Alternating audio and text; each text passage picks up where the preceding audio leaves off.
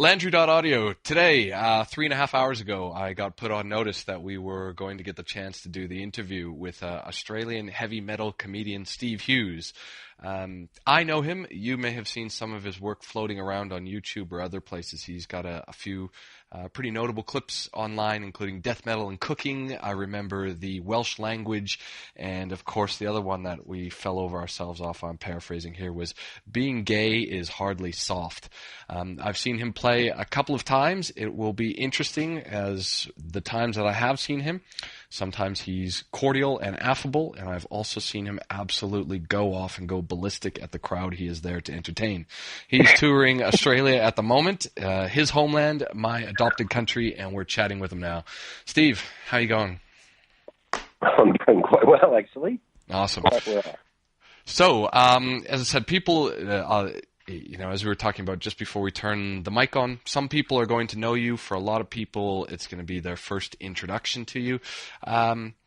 So do you want to just sort of give a summation? I mean, even looking at your online website and Wikipedia, you describe yourself to these days more as a musician, which is where you started before you got off into comedy. So do you want to sort of give us the elevator pitch so people can know who you are?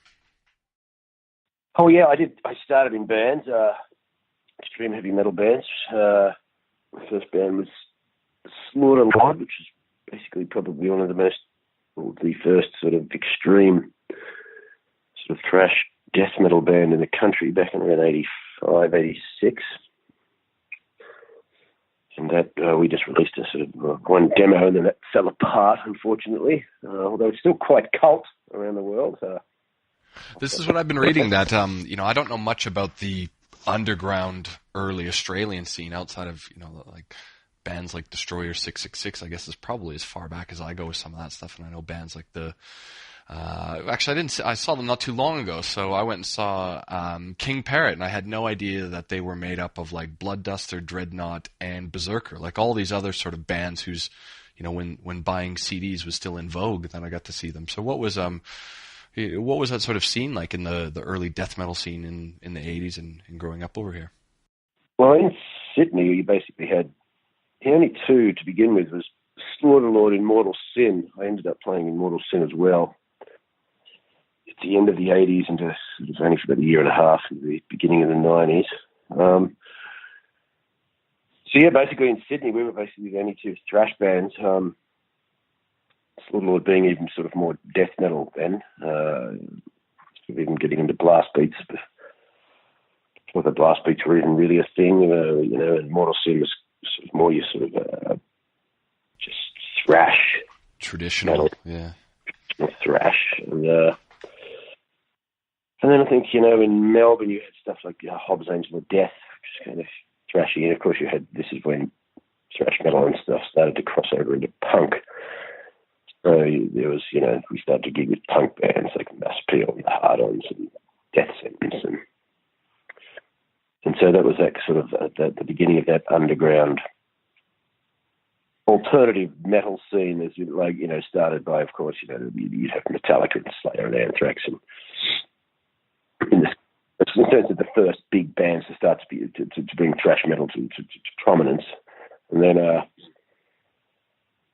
And it was still it was very exciting back then. I think, the whole world was kind of in the underground. There's kind of a sort of global energy about it then. And, then Germany started to bring out Sodom and Creator and Destruction, and Bathory from Sweden, and Celtic Frost, Hellhammer from Switzerland. And, yeah, right. So this is pretty early on into the mid-'80s before these guys. So we're talking like 84, 85 then around this period. Yeah, that's around when Kill 'Em All came out, about 83, and then you sort of had, Slayer's first album was 83, Anthrax about 84. And then so Australia was kind of in it even when it began back then, but there was very few bands, but anyway, it's Australia, so you're isolated, so you don't get known. So I just used to tape trade, and that's when fanzines started in the underground. Because the mainstream sort of traditional metal press even sort of rejected thrash metal when it started. Yeah, right. They saw it as sort of, not talented and immature and just sort of, I guess it had that kind of punk element, because heavy metal always had a sort of a mastery of your instrument element to it, where punk was very street level and just, go for broke. And so I think that they sort of, it's funny how, they kind of even knocked Metallica when it started, not knowing they would go on to become the biggest heavy metal band in the history of the universe. And I knew that it was changing. I was into heavy metal before thrash started, but always looking for something heavier. And then when it started to come around, because we had Venom and stuff before, and Motorhead. And what do you remember about that period? Because if we're talking sort of like late 70s, early 80s, because I was too young then, but it just sort of felt like there was new wave of British heavy metal, and then out of the blue, early thrash came out of that. And it seems like too much of a bridge between those two extremes. Was there anything that was sort of filling the gap in like 1980, 81? Or was it Venom and Bathory that sort of filled that? No, well, Bathory and that didn't come out until 84 and stuff. But I think what happened, from me being back, I got into metal through Iron Maiden in 82. And I think Number of the Beast, Iron Maiden were already quite, they were big to a degree with their first two albums. They would tour the world and stuff. But that Number of the Beast album took them to another level. That went global, that album. And I think that kind of brought a lot of people's attention, even sort of, especially suburban people, sort of even some of the mainstream people, what I would call mainstream stars. Heavy metal became more prominent worldwide. Judas Priest became very big in the States at that time too, with Screaming for Vengeance, And of course you had your LA glam scene with Motley Crue and all that beginning, which was, went on to become all your Rats and Poisons and Warrants and all that kind of stuff. I was very into Motley Crue at the beginning, because Motley Crue were kind of from that LA hair metal scene, but they had Motley Crue are quite influential, I think, on the entire black metal look. I mean, if you look at early Motley Crue, they're all covered in spikes and blood, and they've got pentagrams and inverted crosses all over. Well, they're not unlike early Slayer, like still with the the chainmail and all the nails and everything. Exactly. That. When you opened up that Gatefold album, the Motley Crue second album, Shout at the Devil, and they're just there drenched in spikes and flames and fire, and it's like, well, this is pretty influential on what black metal's going to look like. Yeah, but I mean that wouldn't have even been a thing. Like, I mean, when do you think? Because when I think about that, like the Venom and Bathory they talk about, but sort of seemed like Possessed was the first sort of crossover black and death metal band at the same, who've got a new album coming out this year, which is crazy to hear. Yeah. But, yeah. Well, Possessed, it's always between who invented death metal, was it Possessed or the band Death? Yeah. Well, Possessed had their first album, Seven Churches, which had a song called Death Metal on it. That's right. Well, that's the one that makes me scratch my head, because Death is the only band, out of all the bands that I had sort of listened to growing up, Death is the one that I remember that was still active and playing growing up, but no one listened to. And it's weird, it's probably not a bad place to start the conversation. One of the things that's very weird to me is watching bands who blow up after someone dies in the band. So, I was a big Pantera fan. I got to see them while they were still around, but then of course Dimebag died, and the way that he's revered now these days is very similar to the way that I don't know what it is. It's like 17, 20-year-old kids these days look up to Chuck Schuldiner as well. But when I was a kid, there was nobody that I knew who was listening to that sort of stuff. And so I find it really weird the way that Death presents this opportunity for, I'm not saying that they're not good, but artists who may have been unremarkable, maybe in some levels of their success, ascend after Death. Well, I think Death they never became big. But they're certainly totally revered in the underground as probably the beginners of death metal, I'd say. I would say they more than Possessed are the creators of death metal, because they had that kind of doomy, just brutal vocals, and which Possessed had. But I mean, back then it was just kind of, I don't get particularly concerned about who did what and everything, because back then it was just when metal and thrash was crossing over into punk, it was just underground music. No one really got up started to put themselves in categories. You could like anything, Discharge, Motorhead. You could like strange sort of crossover bands like Wehrmacht and Ludacris, and you could like Bad Brains and Suicidal Tendencies, and It was all just sort of, this is all sort of alternative underground metal punk sort of stuff. That was the kind of deal back then. No one sort of got, you can't like death metal if you like black metal and all this. It was just it was all just extreme. Yeah. So you were drumming in these bands. Do you still actively drum?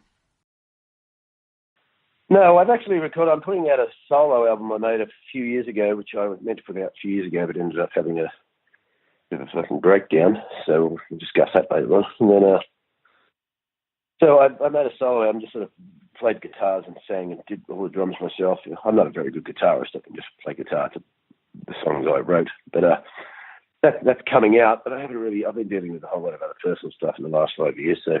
Okay, cool. We'll get around to that. You're based in Manchester now, is that correct? No, I'm back in Australia. I lived in Manchester for 10 years.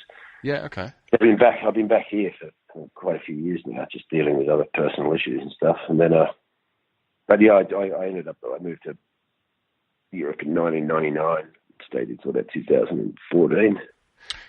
Yeah, because if I'm not mistaken, I remember hearing, I think you might have, I don't know if you mentioned it on a separate interview, but you flatted with Jim Jeffries for a number of years, didn't you? Yeah, I used to live with Jim in Manchester for about a year.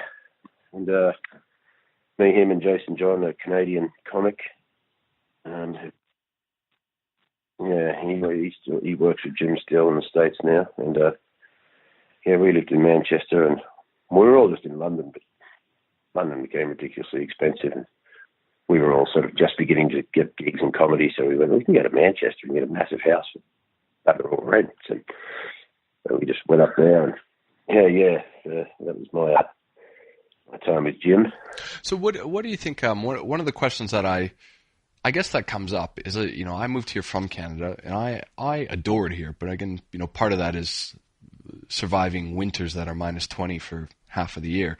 So I think it's fantastic out here. But for a lot of Australians that I speak to who have grown up here, they almost kind of despise the country, and they can't wait to get out of it because they're, the natural thing to do is to go to London and do your working holiday visa over there, and they sort of tend to compare it either to America or England, and not enjoy it. I mean, what sort of why did you leave, and has it created different perspectives on what you thought of the country growing up versus returning to it now?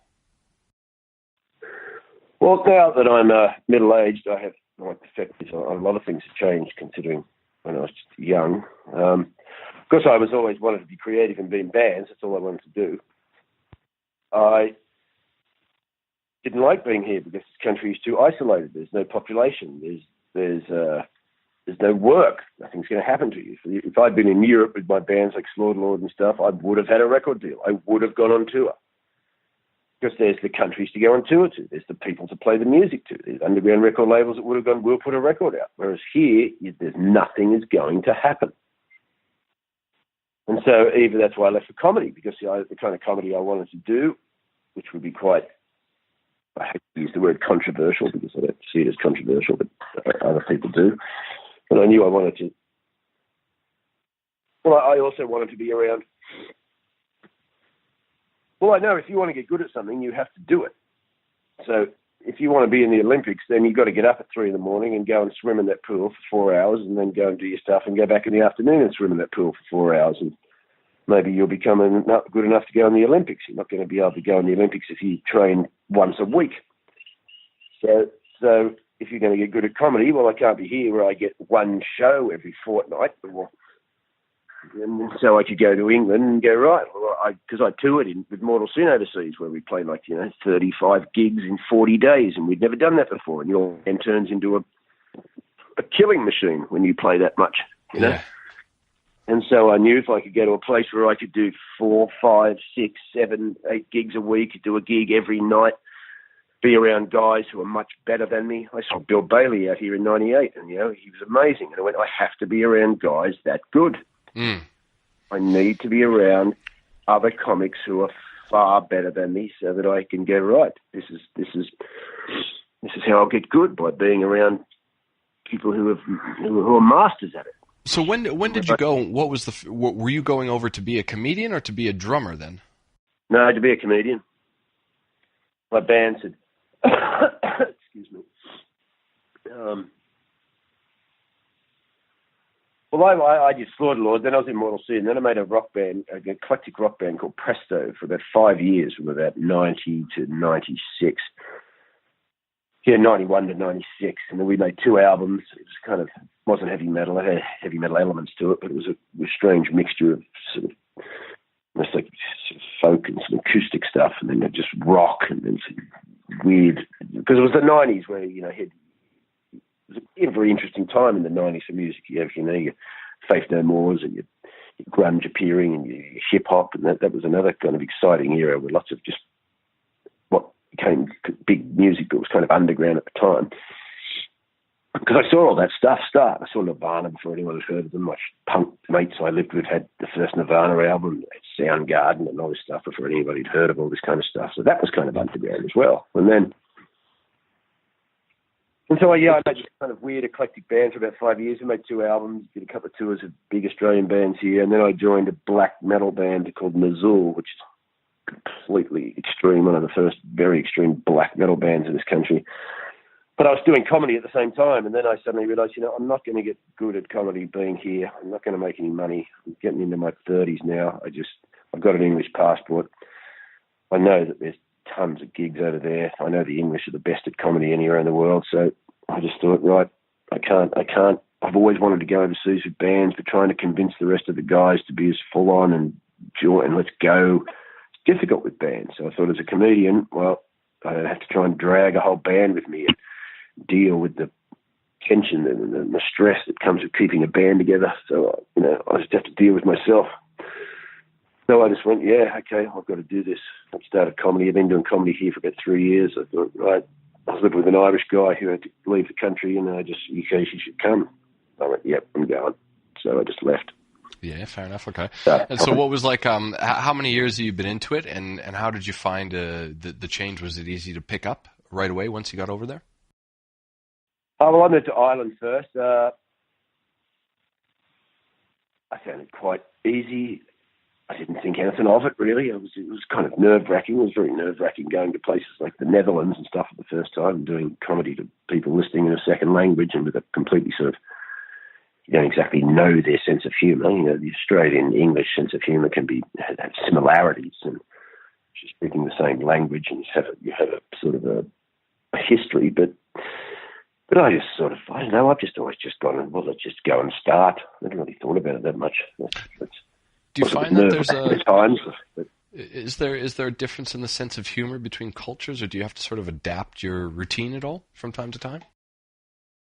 Yeah, if you're going to do it to a non-English speaking, like I've done everywhere in Europe now. I've done Switzerland and Norway, Finland, and Sweden, and what I learned was just, one, it's no good if you're going to do jokes about things in Australia. Well, that's not. Two, you don't slow down talking so you sound like you're patronising.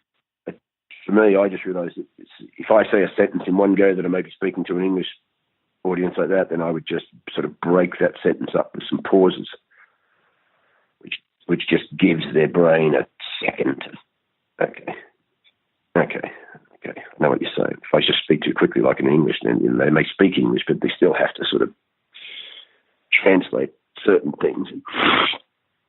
So, you know, sometimes you don't quite hit the point and all that, but I got better at it as the years went by. Just got better at it.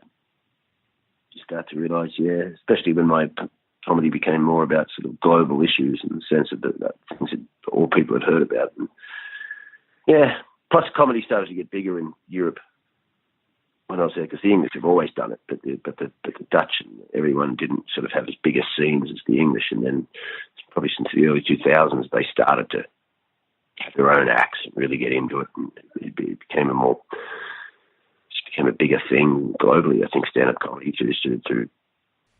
Well, let's talk about that then for a few minutes. So, like, you know, out here they broadcast the Melbourne International Comedy Fest. When I was growing up in Canada, they'd always have Just for Laughs on telly. In England and over here as well, they broadcast live at the Apollo. Now with the internet and sort of YouTube, is it easy? Is business better for you because of these things, or has it changed drastically? You know, in the last 10 to 20 years?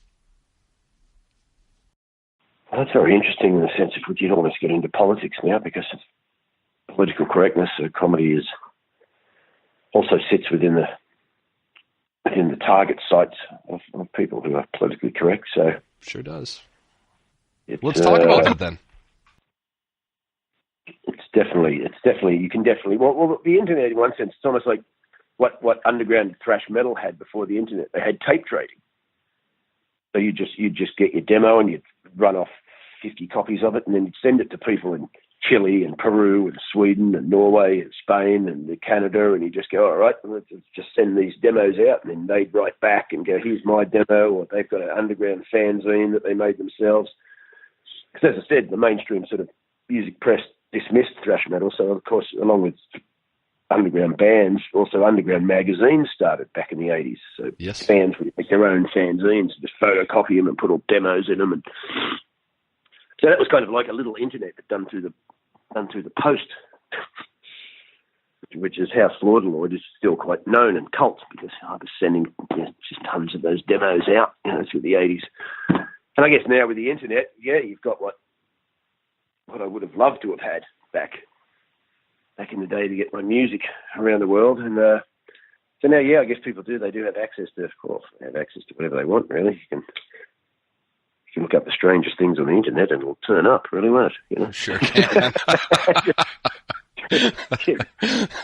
Brazilian rainforest dwellers who are playing hopscotch, and oh my God, it's here. I'd say that's at the pretty vanilla end of some of these searches. Of course, it's that other dark web, which I have no desire to ever go into. So. Fair enough. But so you're saying it hasn't really changed that much for you? I just assume that it's a pretty easy gateway then for people that are interested to find out about you, and I assume it would have helped bolster the industry. I guess it's the industry.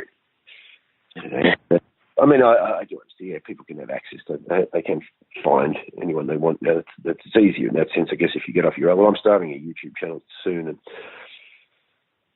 just starting to put stuff out. All my stuff that was on the internet was just put out by some other people. I was just so busy touring. I hardly ever did all that stuff. I was about to take a year off and maybe start to focus on some of that kind of stuff when I ended up having a bit of a breakdown for a few years. So. Look, why don't we get into that? So I had the chance to read about this. Well, as you're saying, with comedy with political correctness, that's becoming, who knows what my comedy could. Well, I've been against political correctness since 2008. I started doing comedy about how it's just such a dangerous thing, and it's just ridiculous. It's a ridiculous form of tyranny, political correctness, which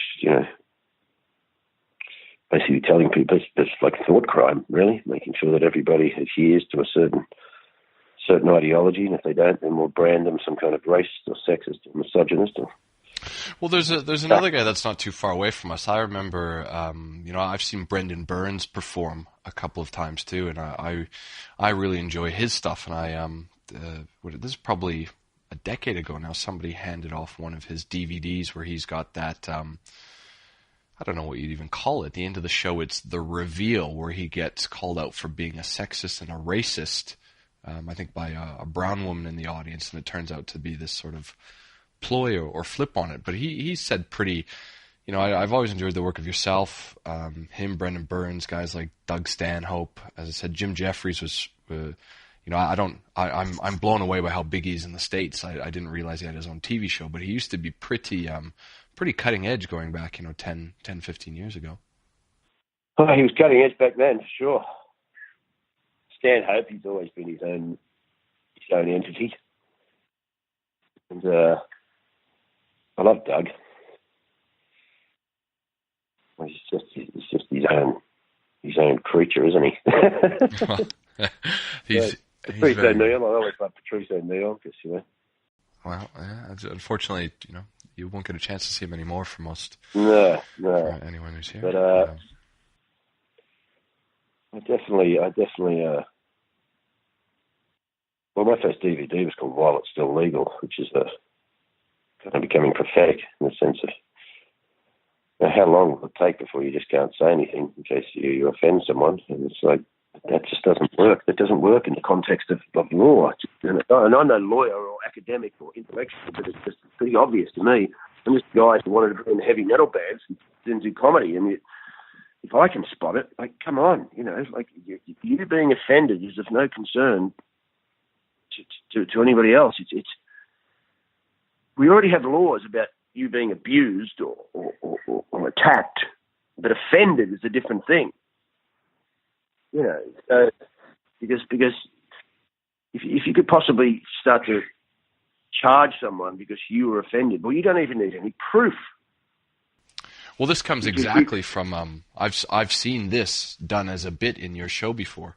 I know this very well, what you're talking about. But where do you think this is going? And the reason why I ask that is, I guess if you want to get political with this, what this starts to introduce is, you can get very political about it. And what has sort of blown me away is the way that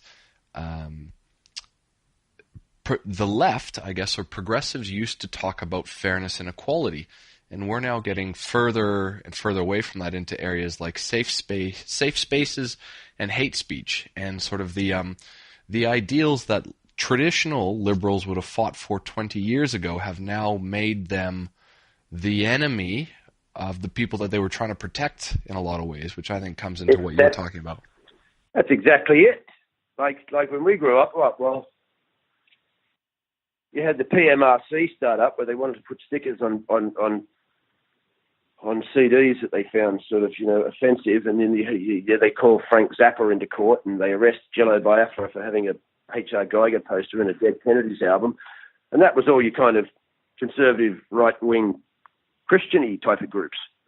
And for people who don't know what we're talking about, we're literally talking about the explicit lyric stickers that used to go on the CDs and cassettes, which was brought up by PMRC, was run by Tipper Gore at the time. The guy who stands out to me was it Dee Snider who did the chat in Congress?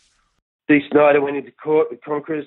Frank Zappa went in. Of course, Dead Kennedys got charged, I think, Jello Biafra, because he had that H.R. Geiger poster in the Dead Kennedys album, which they got him on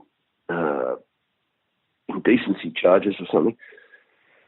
I don't know which one that is. I can only think of the cover of Celtic Frost, where it's the alien pulling the Jesus? The poster the Dead Kennedys had them was very explicit. If you can say whatever you want on here, it's basically a field of arses with dicks going in them. Okay. And it's done in that H.R. Geiger kind of alien landscape sort of, style. And, they wanted to get him on offensive charges for that. And then, but that was it, exactly it, wasn't it? It was kind of the left, which I have never really had a political origins because I'm not that attuned to politics and the complexities of it in that sense. But I've always kind of been on that side, an outsider, an artist, a kind of on the fringe. And sort of they were the side that always stood up and said, hey, come on, it's dark, it's a bit wacky, it's a bit out there, but, don't run around banning everything. And now it's the complete opposite, where that side's running around going, this is offensive. They're like Puritans without God, aren't they? They're like the new church ladies, as Jim Goad would say in the name of his book. And, everything everything that they... And beyond any comprehension you even think of, like microaggressions and it's just going, it's sort of, what else do they call it? Subconscious racism or something, like just because you're a white person and you're grown up in white culture that you must have some kind of unconscious bias, as they call it. Well, this is what I've always argued for, and I'm very classical liberal, but I very much understand where Trump is getting his support from, and I don't blame his supporters. He is filling a massive void, and yes, it is pulling in a proportion of sort of white traditional racists, but it's also being filled with everyone who's just being told to shut up because they can't express their opinion, or because they are white, or because they work a blue-collar job, that they should just shut up and let the intellectuals run with the ball. This is what happened when you remove dialogue from these situations. Yeah, I know, completely. And it's like, well, when I sit there on YouTube and I watch white Americans yelling at other white Americans because those white Americans are carrying an American flag. Yes. And they're in America. And there's other white Americans calling those Americans Nazis. Well, this happened with, and I'm not following the reports on it. Again, it's you could be absorbed by American politics all day, but when the Mueller report recently came out and they said, we have concluded that there's not enough evidence to suggest that Trump colluded with Russia. Now, again, most people don't like Trump, but what blew me away is the people that have decided that they don't like him were angry, people in tears writing op-eds lamenting the fact that their president wasn't a traitor. I know, it's hilarious. It's absolutely hilarious. Like they just, to me, most people just go, "Oh, I hate Trump. I hate Trump. I hate Trump." I know you do. Why? Because you're just parroting the narrative. It's like you just have to. Look, I think to hate him. You hate him. Why? What has he even done to you? What? Well, that's the thing. He is the first president, not president, but the first leader of the Republican Party ever to stand up and talk about gay and trans rights. But everyone says that he hates them or whatever. But that's not even my whole argument that I try to have with people is out of the traditional people that like music, like you and me. I go, he is the most punk president ever. And sure, he toes the Reagan line, but that is the most uncool, anti-establishment thing that you can do at this point in time. And he's the only one that stood up and gone, he has literally just gone up and said, I don't care what you think. Fuck you, this is what I'm doing. And it won him the election. I know. Sometimes people say, who's your favorite comedian? I get Donald Trump. Because he's come back with some corkers. It's I'm paraphrasing, but did you long before he was president, did you hear the arguments that he would get into? Oh, that's what they said. So he used to get into these amazing arguments with Rosie O'Donnell all the way back to when she had a TV talk show in the 90s. Do you remember? And a reporter, this is comedic gold, because a reporter came up to him and said, why would you dare call all women fat dogs? And he goes, I did not call all women fat dogs. I called Rosie O'Donnell a fat dog. That's the one I was thinking of. And I love the non-denial about it, but at the same time, it's just, what's another one? The other one that was amazing of what he did is, a reporter said, why did you say this and this and this and this? And he goes, no, I didn't. And she goes, yes, you did. It happened in October of 2018. I have the exact quote here. And he shrugs his shoulders and goes, maybe I did.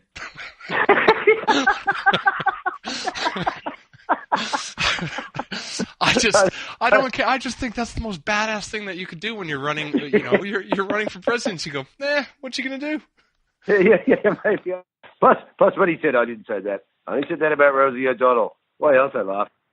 His timing was impeccable. I mean, just, in this age of everything that you say, I'm just, it's so funny to me when you think about punks thinking that Reagan was the enemy. And I'm like, it's sort of switched around. And this guy, these are the minor party, the minority things of the majority to say these days. It's just, wearing a Make America Great hat these days is the most punk thing that you can do. That's what I was saying one day. Isn't it funny how the conservatives have become the new punk, the new outcasts, it's hilarious. I just, I think it would just be great if there was like, a whole genre of Trump punk that comes out where they just, the nuclear family would be their first LP. Trump punk. Trump punk. You had straight edge, and you had hardcore. Now we've got Trump punk. Trump, I love it. Yeah, suit and ties, everything going on. Anyway, as much as it's hilarious, it's also highly dangerous. So.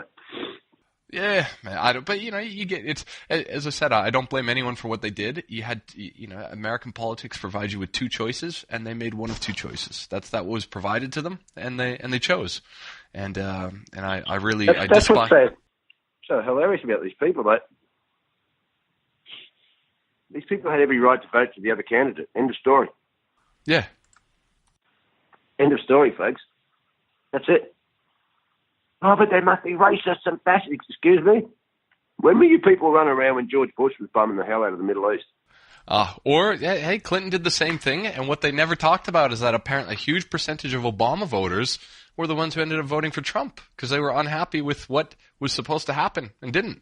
So it's... Where were you running around when Barack Obama's dropping more drone strikes on the Middle East than any US president ever? Where were you? Well, they don't want to talk about it.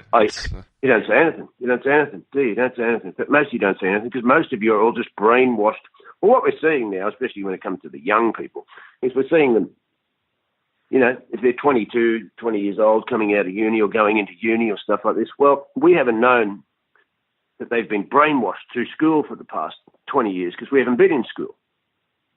And now we're seeing them come out with all these PC ideas and these Marxist ideas and these by a whole bunch of left-leaning teachers and the establishment and the narrative to all Western countries, it seems, which is there's no agenda apparently. It's just all happened across Western countries all at once by accident, And now we're sort of seeing them come out.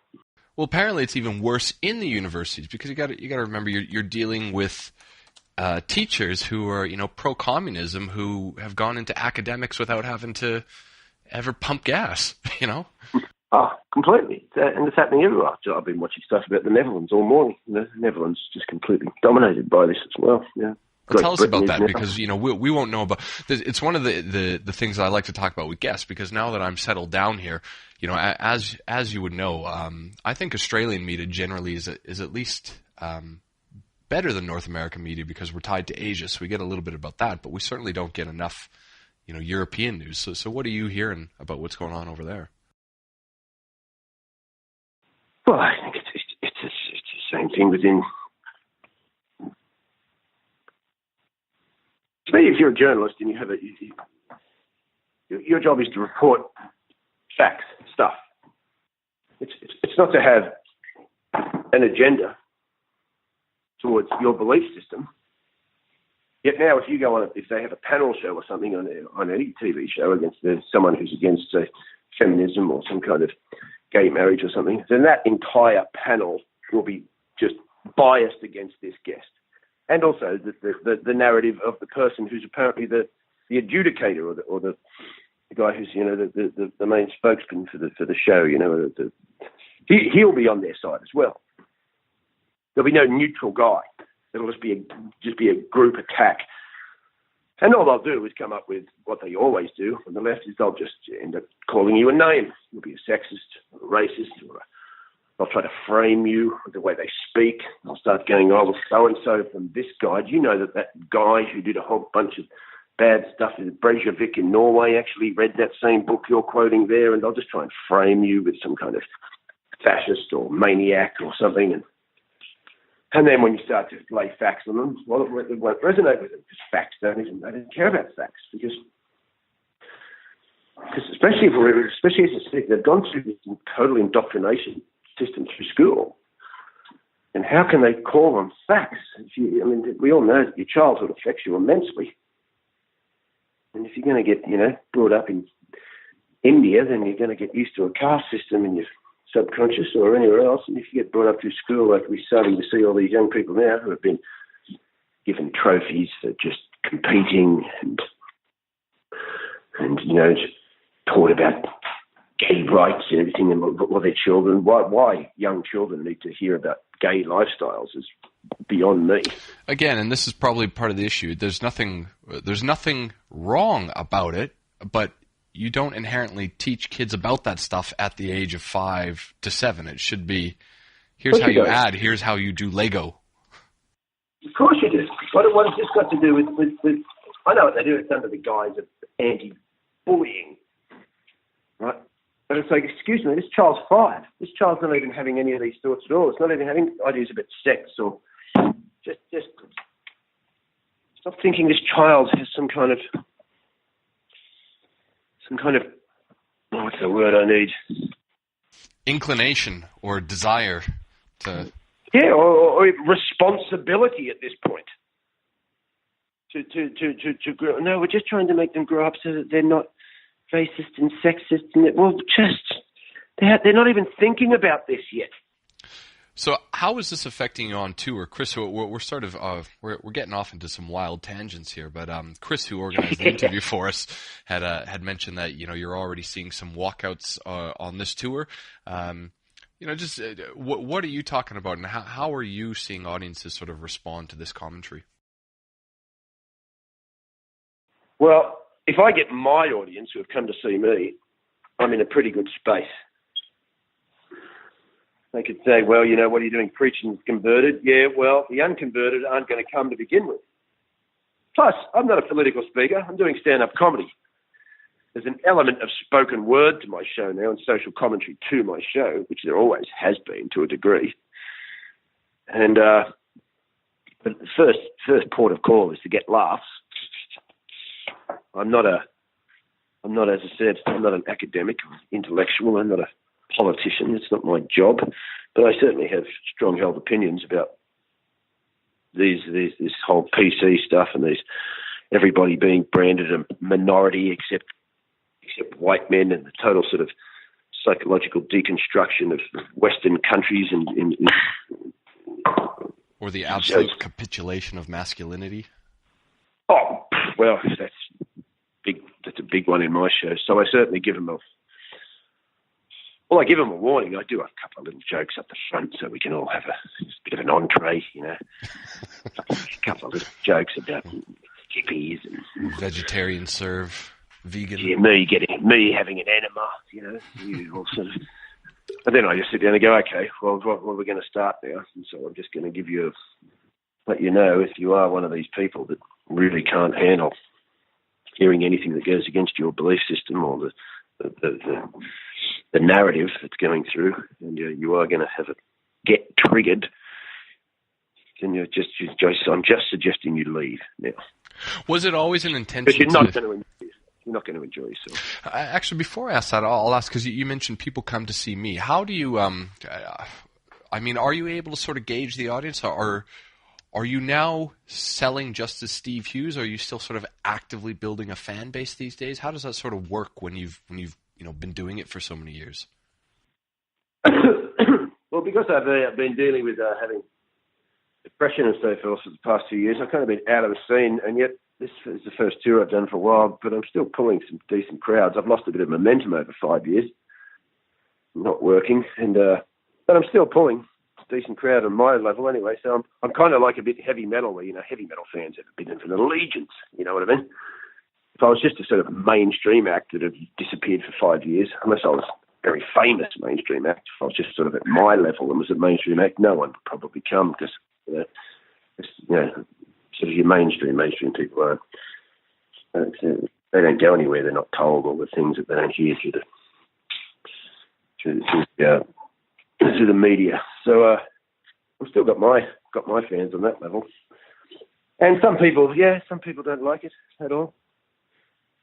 But I haven't had anything radical yet. But at the end of the day, it's stand-up comedy. It's pretty harsh stand-up comedy, but it's stand-up comedy with a... It's And what's so funny, as I said, like you were saying before, I used to be sort of one of these people. So it's not like I use some conservatives now, Steve. Well, I have more conservative ideas about me as an adult than I did as a 20-year-old metalhead. Same. And I certainly understand some of the things I took for granted and didn't give respect to, which I should have. And but I certainly... if you want to say, I don't understand what it's like to be an outcast, well, I've hung around and supported and stuck up for every outcast.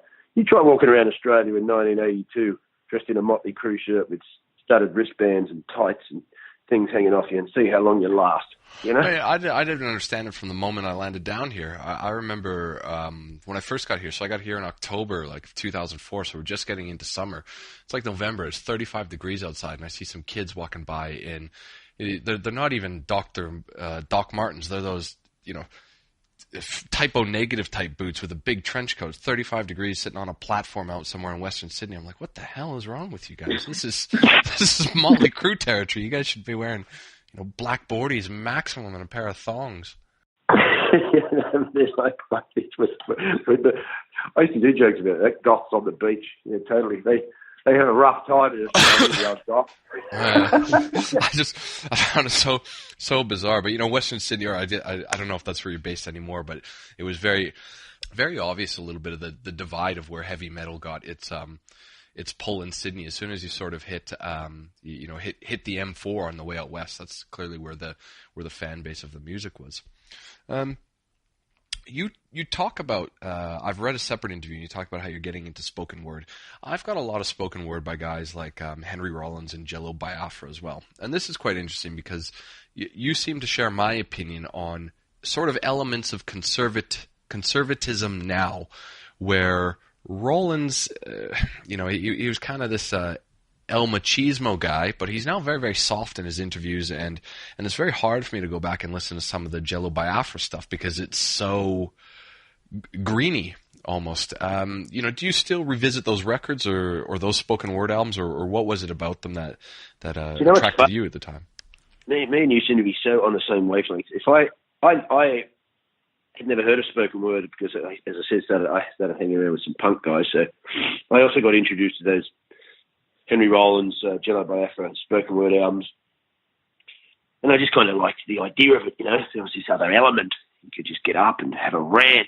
And I kind of liked that kind of stuff. I never did it back then, but I remember those records. And then, but what's interesting, if I listen to Jello Biafra or Henry Rollins, I've watched an interview with Jello Biafra, and I've watched some Rollins stuff, and I just don't agree with them anymore. I think they're still stuck in the way that it used to be, where they're totally anti-conservative. They're totally anti sort of Republican or any aspect of the right wing. And I think it's a different environment we're living in now, and I think they're still stuck in it sometimes. And I'm like, I've changed. I've changed. And I'm like, as I said, I've stuck up this kind of lefty idea. My straight is the new gay is a complete left liberal idea about homosexuality. But now I'm like, at the same time I was getting into anti-political correctness. So I was like, no. The whole environment's changed now. I don't stand up for every form of. Well, a few weeks ago we did an interview with, if you're not online very much. Sorry? Sorry, I just drifted off. Didn't finish my sentence. No, that's all right. I'm doing my best to keep you on track a little bit so that we keep this flowing a little bit more. But we did a similar interview with a guy named Sargon of Akkad, and he's a pretty big internet person. I know Sargon. Yeah, so we spoke with him a few weeks ago, and I was mentioning cultural Marxism the same way that you were, and he goes, "No, let me stop you there." Excuse me. As we said before, we're both battling colds at the moment as we get into winter down here, and he was saying that it's the wrong term now because it's intersectionality is the term that he used. And this really, as opposed to, because cultural Marxism is more like the Fox News term that you'd hear. And I didn't buy into it originally, and now it makes sense to me. But he goes, intersectionality is now how many sort of overlapping minority elements you can use to claim your cause. So it's sort of the explanation of not only am I an immigrant, I'm a black immigrant who is gay, but also transgender, who lives below the poverty line and used to be or was or now identifies as some spirit animal. And all of a sudden, you're sort of 6 points up the pity chain, if you will. And as once we went through that, I went, you're right. I'm not defining it properly, but it sort of put this all into perspective now of that's what it is. It's no longer Black Flag's TV party tonight. It's the pity party tonight, and the winner is who can score the highest amount of intersectionality. Yeah, the highest amount of victimhood. Correct. And the highest amount of And there's also an element of this where it's like, hey, look at me, I'm an outcast, or I'm in more danger than the rest of you because I stand out. And but there's a part of unreality in my perspective about that. Well, yes, you do stand out. I mean, what planet do you think you live on? Right. If you want to rock around and go into the RSL club dressed as a goth, you're going to stand out and you're going to get some attention. And some stuff could happen to you. Like, I knew that growing up when I hung around punks and goths and we're in the western suburbs. Well, don't hang around this place dressed like this. Why? Because you're going to get in trouble.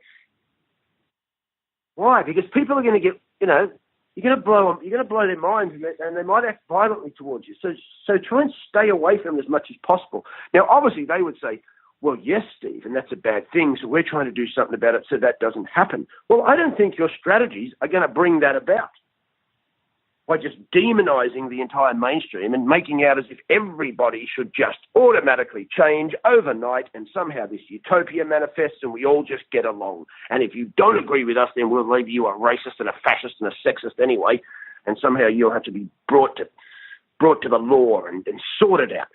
And it's like... And the mainstream has always been, I used to hate the mainstream, like, so I was a metalhead and around punks and went with the bush doofs and so forth. So, bush doof, yes. But now I understand. It's like, well, there's an element of mainstream you need to have happening. Why? So your society actually runs. Well, someone's going to go and make sure the electricity works and the sewers are unplugged and drive buses and sell you food and do all this stuff. And you have to keep society in a level of, you have to compromise at times. Why? So that you can't just let humans do whatever they want because the whole thing will just go insane. So if you're gay, for example, you go, well, we have the right to have our Mardi Gras, but we're all going to dress up in tiny leather shorts and bondage gear and ball gags and stand on a float and pretend to have sex with each other on a Sunday afternoon to King's Cross. Well, okay, right? You got to do. But if a bunch of heterosexual people did that, stood around in their underwear and pretended to fuck each other and carry on, then everybody would go, well, could you get a room? What are you doing out here? What are you doing out here? And that's the thing that goes on. Okay, so that's the way, if you want to express yourself when you're gay, fair enough. But then if you're gay and you demand that you come into the mainstream, well, okay, why should the mainstream change to you? You want to be in the mainstream. Why don't you change to them? And guess what? When you come in here, you can't behave like that. Well, this is part of the argument. It's recognition that the minority should be included in the mainstream, but it does not make them the mainstream, I think is the issue that we're really talking about. Oh, they taught you that they should be included, but the only way that they're saying that they should be included is if the entire mainstream accepts everything that they believe in. Well, this is it's another thing that happened down here, and again, I don't want to get, I'm not taking political sides, and I don't want to get too political, but with the Mardi Gras that was happening down in Sydney, here in Australia, we have the Liberal Party, which is actually our Conservative Party. So if you can get your head around that, though. But what ended up happening is that the Mardi Gras board decided that because the Liberal Party was the Conservative Party, that they weren't going to allow the Liberal Party to put in a float into the Mardi Gras, I think, and it needed to get overturned, ignoring the fact that it was actually under Malcolm Turnbull as the Liberal Party that passed gay marriage within the country. And then they also, in New Zealand, they banned cops from parading in the Mardi Gras parade because, again, it's an element of cultural Marxism, so cops are pigs, so they don't deserve to be part of this. Completely, as you've said, the ignorance of the fact that you probably want these guys around protecting your right to behave this way. and the very fact that half these guys on these floats will probably be dressed as cops. Yes, yeah. Yeah. Just with shorter trousers and it is a level of absurdity, and as you said, it seems to be getting further and further where the disconnect with reality, where there's no longer a single point of contention that would throw the argument the 180 degrees. There's multiple points of argument that spin it on its head. Yeah, I know. And ones you never dreamt up. You dreamt up could even happen. You're upset about what? How did you dream that up? How did you dream this? Somehow that this is somehow like, you know, a microaggression or all this kind of. You're just like, my God, how do you people leave the house? The most bizarre ones that I've seen online, and again, it's you know, when we talk about sort of the new conservatism, is the issue of Muslim extremism and the left, who seem to be pro-transgender and pro-Palestine at the same time. And the craziest one that I've seen are this group of feminists who all got together and then collectively did the call to prayer for Islam somewhere, I think in the Netherlands or something. It was you know, there's certain elements of this religion that are still committed to throwing gays off the top of buildings, but feminists are absolutely certain that this is the religion that provides the most amount of peace in their life. Believe me, it's cloud world. Mm. It's like cloud world. I'm sitting there going, what planet am I currently on? Like. It's the same reason why when I see the most ardent black metal bands and I go, interesting, when's your Islam album coming out? Oh man, I really can't fathom these people anymore. I am actually just sitting there going, how do you not see this? How do you not see your utter hypocrisy and lunacy? And so, look, anyway, we're talking. We might as well get around to it. You said you ended up taking some time off because you had a nervous breakdown. This is something that I'm completely unfamiliar with, and I was reading some of the interviews with you about this process. And one of the things that, in a separate interview you did, you said in the lead up to this, I think you were getting towards the end of a tour. And one of the problems that you had on the tour is that you weren't able to wind down at any point in time. You felt like you were constantly wound up and you were frequently exercising, do all these things. So before you actually talk about the breakdown, can you just sort of explain the factors involved in this that sort of take you to this point? Yeah, I basically didn't stop. I was such an ignorant person about looking after my health. One of the things I've learned growing up is I had pretty good physical health my entire life, and you just kind of take it for granted.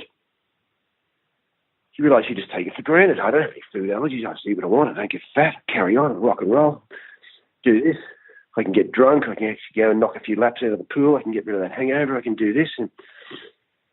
But then I just sort of, was getting older and not even taking about that. I didn't know it's about things like adrenal fatigue and how I knew sleep was important, but I didn't realise how important. So how does this, so I'm 37 now, and a lot of people that I'm talking to are older are telling me when you hit like 40 or 42, it's really going to change. Like, was there a specific, like, I mean, it sounds like you were just on go the whole time, but did you notice like sort of a defining year or something happening where there was a drop-off? Here's the funny thing, you get like adrenal fatigue. I was wondering, why have I got so much energy? Well, I didn't. I just blown my adrenal glands into some other thing where the entire body's now just continually trying to keep it alive by just feeding it fake energy, And so what happens then? Well, then eventually and I was about, as I said, I was about 20 gigs away from going, right, I'm going to take a year off and just stop all this. And then the whole thing just collapsed. I went, no, you're going to take more than a year off now, sweetheart. It's not going to be a holiday. And so, basically what do? Well, you've just jacked yourself up on cortisol and adrenaline for so long, which is then, of course, giving you insomnia. Yeah, fair enough, yeah. You just blasted your hormonal systems and your adrenaline all over your body and everything. So there you're thinking, oh, God, I only get 4 hours sleep and I'm energized. But no, it's not, Steve. You're only getting 4 hours sleep because your brain won't shut down. And then it's because it's all messed up. It starts to just override your adrenaline, pump that into him, keep the body going until it eventually goes, we can't do this anymore. And then it just goes, right, here comes the big crash, sweetheart. So so for people like myself, we don't know what that is. So, I've been able to read and see sort of, when you hear about a mental breakdown, it seems like people lose their connection with reality, and some people end up institutionalized and never come back from it. Some people see a therapist and 60 days later they're fine. What exactly is it, and what happens to you? Well, I guess it was an element of a mental breakdown because I don't really believe that, hey, my mind went mental or I had mental illness. No, my body broke down from exhaustion, and then what happens? Well, the psychology gets affected. Why? Because it's all connected, isn't it? So I don't really believe in mental illness. I think now you've got a physical illness, and now that you've got symptoms which are manifesting in the psychological.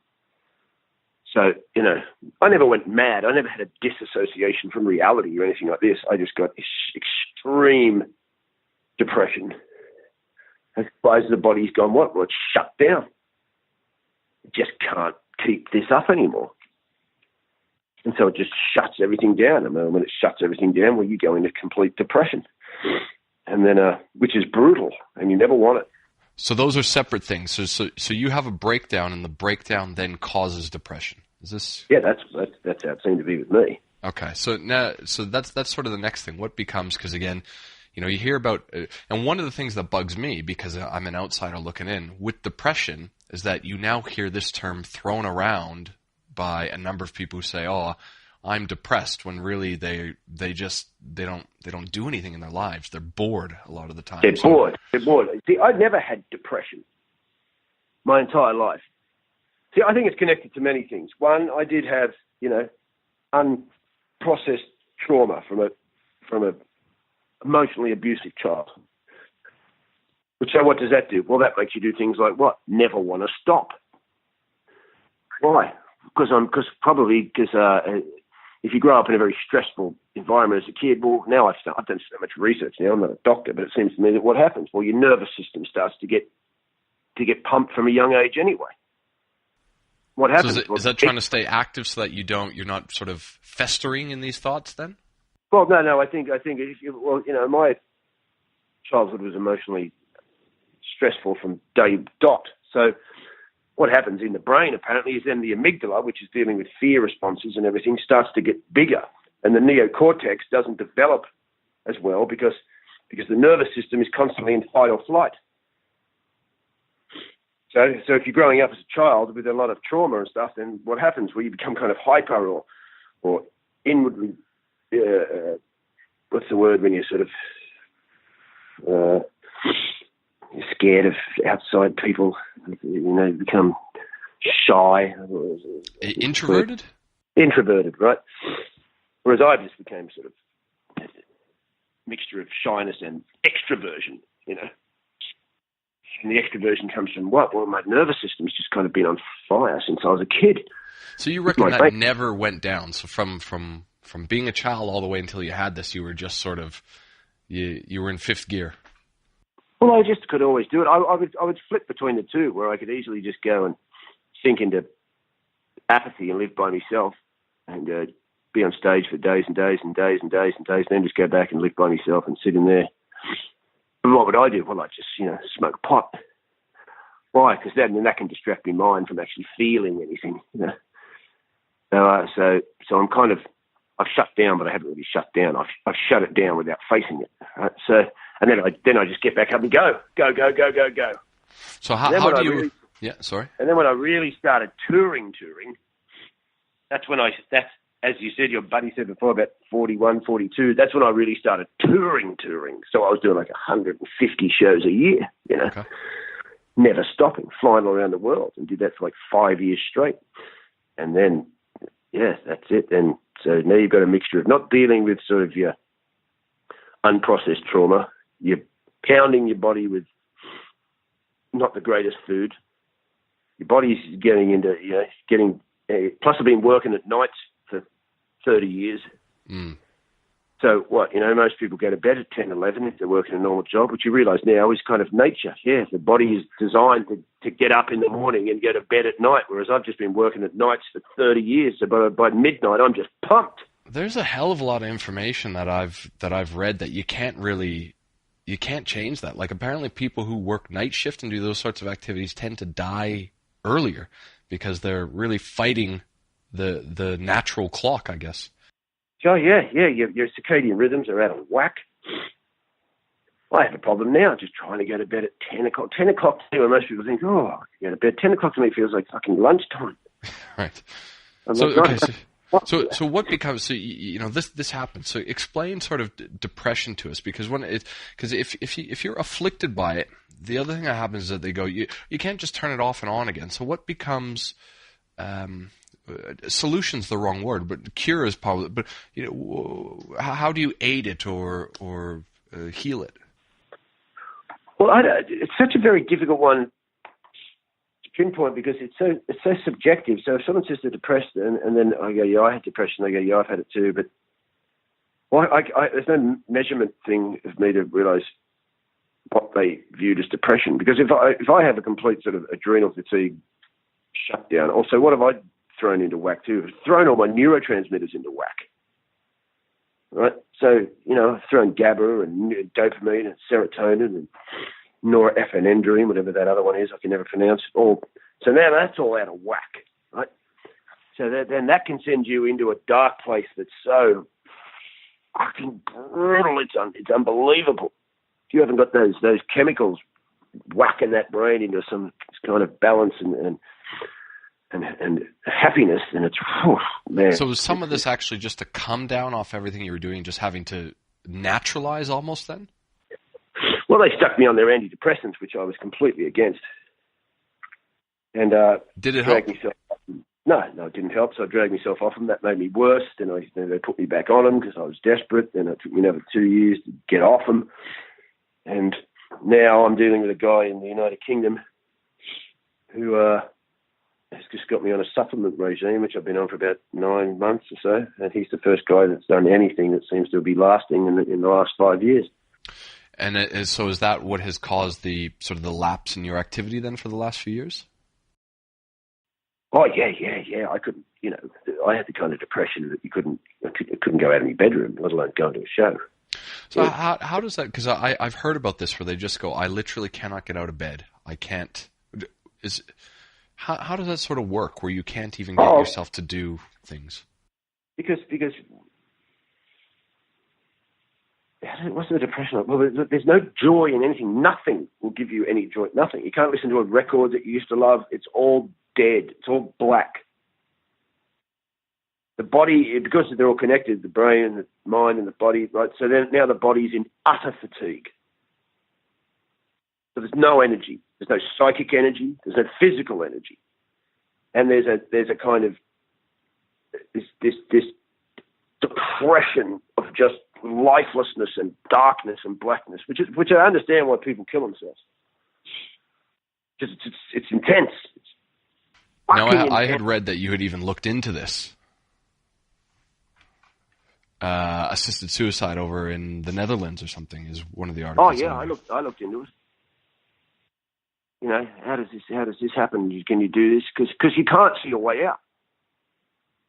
And what's worse is it's a way out of in you.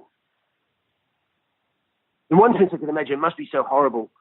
See, I did drugs in that throughout my life, but I was never addicted to drugs. Right? So I've done cocaine, I've drunk booze, I've done this, carried on. But I was never like addicted to anything. Because I've had friends who are junkies and alcoholics, and some have died. And I know what it's like when someone has a serious drug problem. I didn't have a serious drug problem. I took drugs for too many years, but I didn't, like party, Sure. in a party, not like doing. I can't be doing 150 shows going around the world a year with a cocaine addiction. You know what I mean? Yeah, of course. Be a pretty good dealer network. Yeah, you can't do comedy on cocaine. I've never done a gig in my life out of it. Mm. I don't need, even in bands, nothing. I don't need weed or booze or drugs to perform. I love it. I love performing. So how do you deal with it? So you mentioned you get on a regiment. I mean, how do you feel these days? Is it gone, or is it just something that you have to provide maintenance for? Well, I have to take these supplements, provide maintenance for. I have to make sure that my diet, I've narrowed it down as best. I can sometimes have a bit, but you've got to veer away from sugar and wheat. Sugar's what? Well, it'll just overstimulate the brain, big time, you know? This is crazy that you mentioned that, because one of the other interviews that I was, is probably one of the Rogan podcasts. He sits down with Jordan Peterson, and they talk about how removing carbs, but specific grains from their diet. So his daughter says that she apparently, she could sleep for like 8 or 9 hours a night and still wake up without any energy the next day, like go for 2 hours and then be fatigued again. And they talk about how much diet plays a role in that, but it's so difficult to maintain these days because everything is manufactured, and it's hard to get away from that. And they talked more and more about going to an all meat-based diet, which I'm hearing more and more about, sort of against the idea of vegan and vegetarianism. But they talk about leaps and bounds about how removing carbs, grains, and sugars has just left them with boundless energy.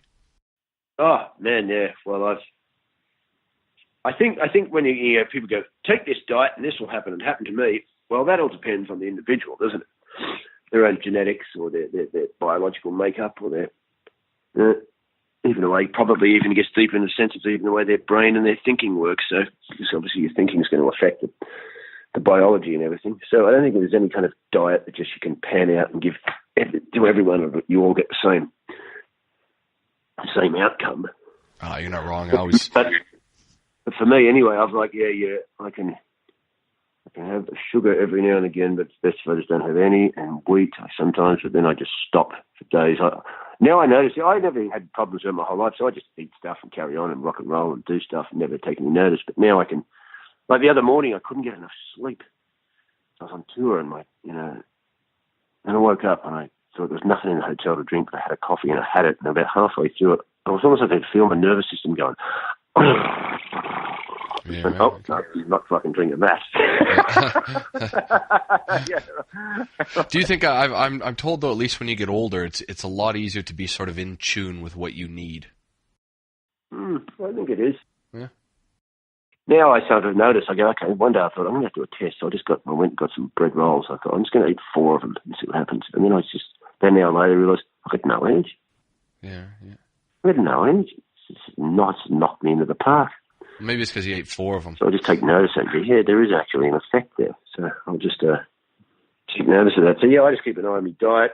I have to try and get as much sleep as possible. Which is. How do you feel overall about the aging process? Oh God, well, being a guy who's been involved in heavy metal and rock and roll and entertainment, which is not the most mature of environments to ever be in, it's boring as shit.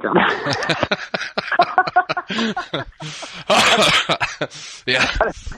Yeah. Oh, yeah. God, yeah. But I always had a problem with sleep because, as I said, I was always so full of energy and hype, and I was like, sleep was just like a hassle. What do we have to?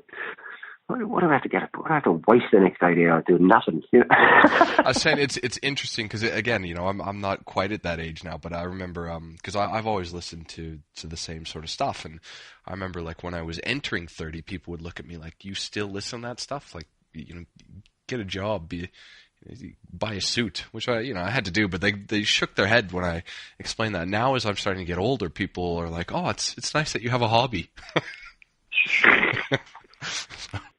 I don't know why they think it's mainstream thinking for you gets, but they go, "Oh, you still listen to that type of music at that age?" Yeah, why? I like it.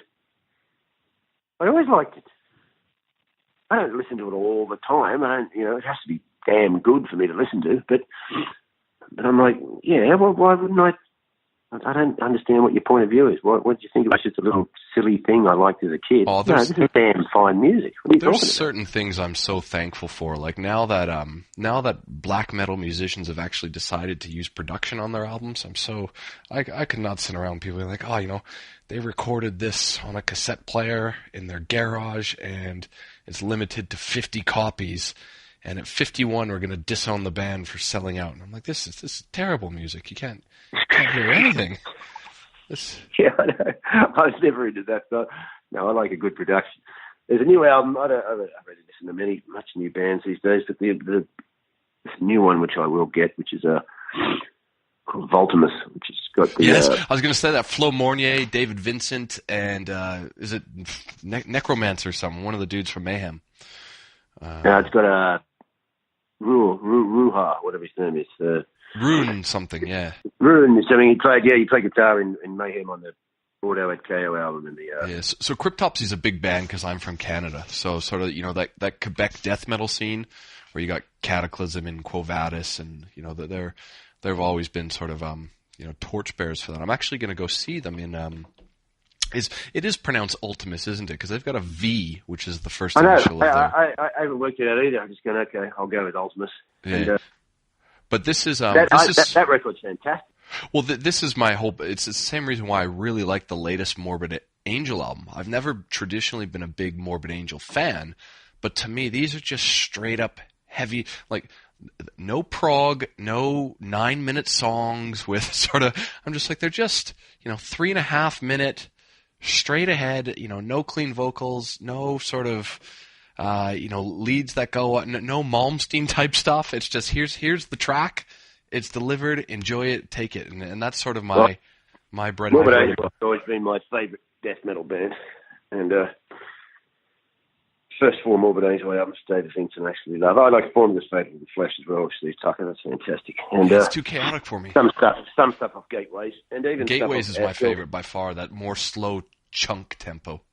Yeah, right. And the last one I didn't like much. I haven't really heard much through a proper stereo yet, but that Ultimus record, that I love the production. I love that guy's guitar riffs. They're unique.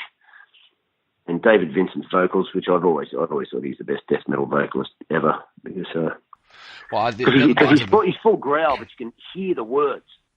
Yeah, fair call. Yeah, well, that's the same reason why I've never liked. Oh, it gets like I really like a lot of grind as well, but as soon as we start getting into that sort of sewer type grind where you're just there, it's just gorgling over the vocals, where Deeds of Flesh and that sort of stuff. I'm like, there's nothing there. But the stuff I've been the Abbat solo albums, the dude from Immortal, yeah, I'm loving those records. He's got a new one coming out. He's a crazy bastard, that guy. He is. Have you seen that video online of him playing at a festival where he comes running down the hill and just bails it? So they're playing. So anyway, we're on a bit of a tangent. So we're going to a mate's wedding in Slovakia this year. So we'll be back in Europe through June and July. So as soon as I found that out, the first thing I did was sort of say, like, what can I go see while I'm out there? And I checked out one called Metal Days in Slovenia, and there's this footage of Abbat playing this show, and they're, I think they're on like stage 2 off to the side or something. There's a gigantic hill on the side, and he's playing with he's not cabled in, so he's got those battery pickups. So he runs up the hill, he's in the full corpse point and everything, and I assume it must have rained the day before, so he takes about 4 steps down the hill and just bails it for about 20 feet down it while they're playing this live song. It's fantastic footage. But anyway, so we lined up a festival. I'm going to go see one called Mystic Festival in Krakow, Poland. And the reason why I was partial to it is I don't have to camp. So it's a 2-day festival played in an arena with the support stages outside. So I'm like, oh, fantastic. If we hit bad weather or anything, I'm still going to be indoors, get some new ink done while I'm over there. But it's a full, Ultimus is playing over there, King Diamond, Sabaton, Slipknot. These new guys, Batshuka, are on this bill as well. These like Russian Orthodox metal guys? I've heard of that. Yeah. Yeah. So I'm really looking forward to that. And the other band I've been listening a lot to is Firespawn, which is like the sort of Entombed AD side project. Entombed AD. I don't know who they are. So they're Entombed ever since the band Entombed split. Entombed, yeah. And so it's LG Petrov and So their bassist Vic was out here because they were just touring with. I went and saw that triple kill bill with the Haunted at the Gates and Witchery that was here. And okay. I think it's a couple of those guys. But Firespawns, it's pretty just straightforward type stuff. It's very cool.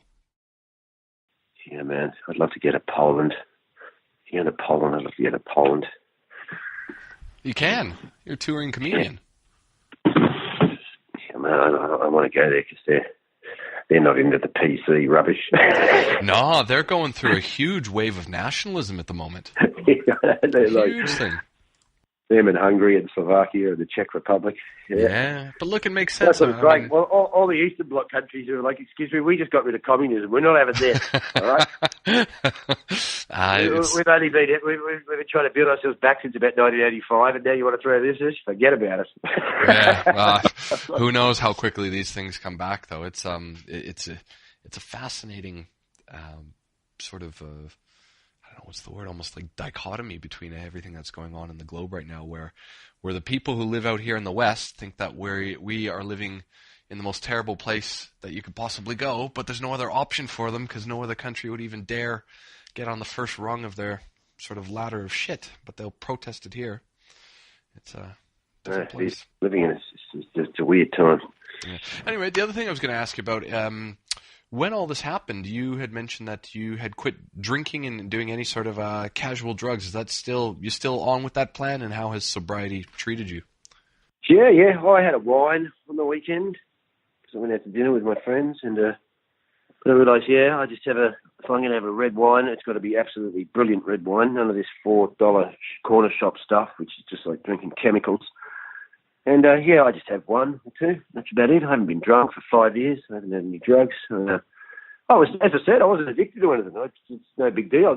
I don't know why I didn't stop before. How does that, but how do you change? Because, again, we're so accustomed to at least drinking as drinking is really the backbone of any social situation. So how did that cause any changes, or did you find it at least initially difficult?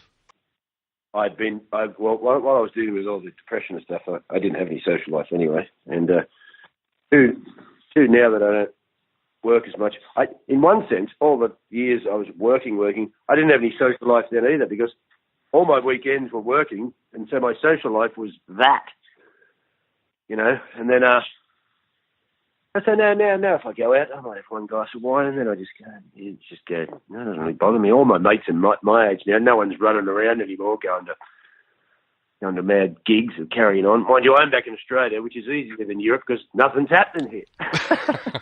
Where are you based now that you're back? I'm in Melbourne. Melbourne, okay. Well, anyway. And no, it doesn't really bother me. I just go out. I just have soda water. So. Yeah, right. Okay, cool. No, as I said, I never, like I drank all my life, but I never drank. I would only drink if I was having a party. Yeah.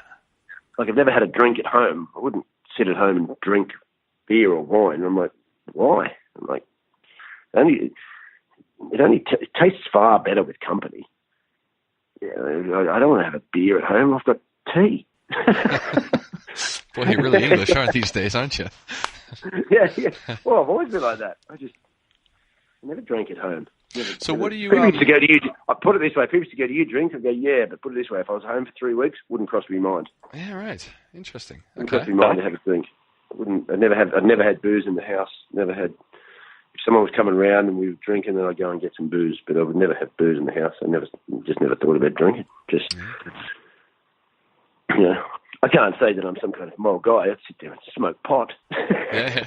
Oh, but I just don't smoke that anymore either. I did it once about 6 months ago. Some guy had a little small joint. And I go, okay, I'll have a bit, and then I just went, oh God, I don't like this. So no, it doesn't really faze me anymore.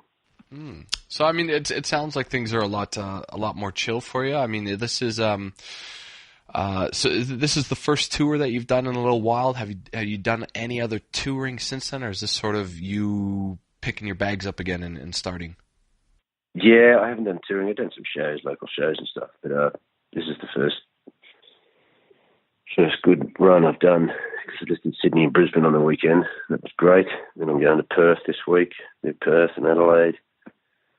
I've got a show in Melbourne, and I'm going to go to New Zealand for about 5 days. So yeah, it's good. I love it. I love performing. I love it. Cool.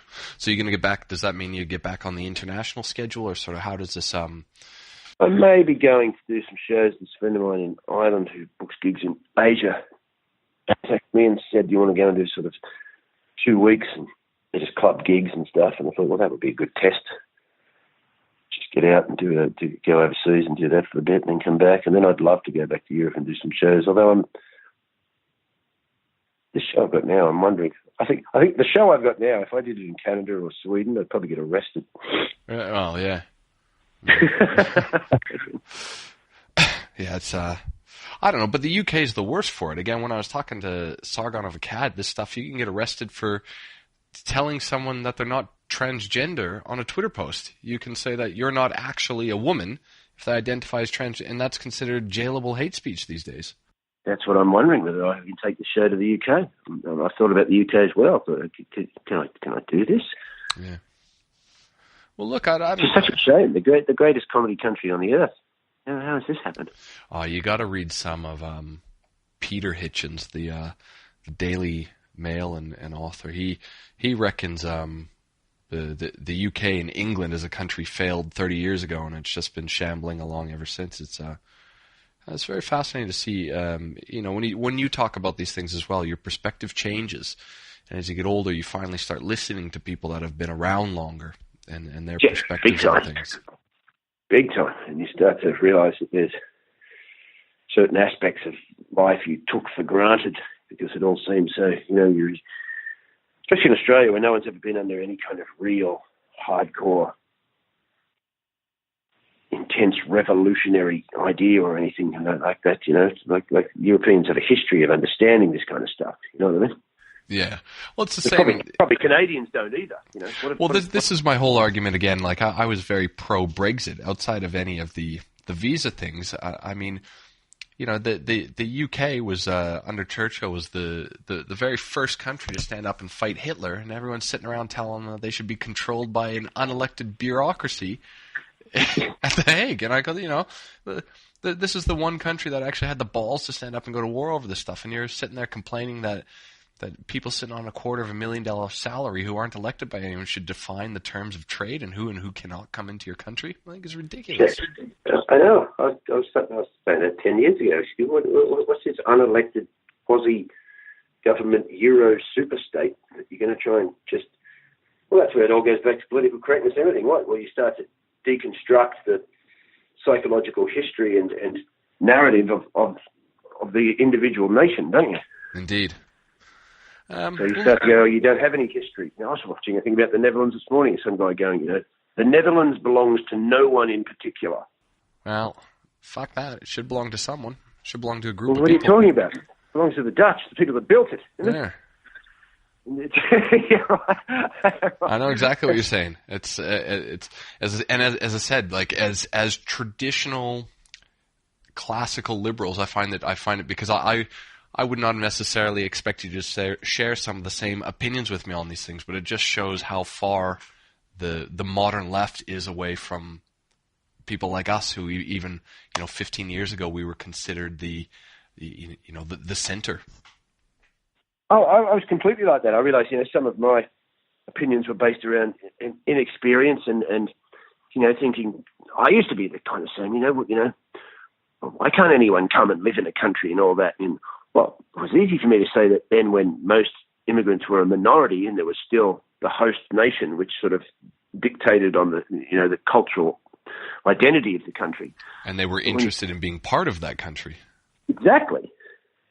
Then when you start to go to the people who are in that country, you don't have a culture. Your history is a moot point, and so now basically the Netherlands belongs to no one, so we can basically just share it with everyone, and everyone's going to come in, and we'll just have this big hodgepodge of everyone from everywhere. We'll be multicultural and have no identity really whatsoever, except all the minorities are allowed to have an identity because they're oppressed. Correct. Which is, you and I are speaking the same language. Yeah, because they're oppressed by the very nation that accepted them. What? Pretty much, yeah. Pretty much. It's, yeah.